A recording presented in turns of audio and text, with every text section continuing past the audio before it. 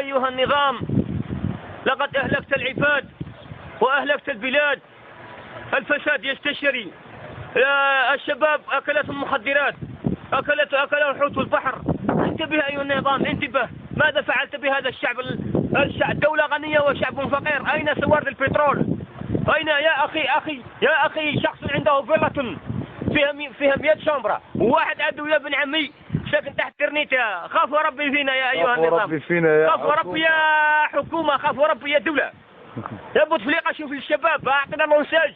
نحن هذيك تاع 1%، نح 1% قاعد ترفه الشباب. والله تحية العدل، تحية حزب الشباب الجزائري.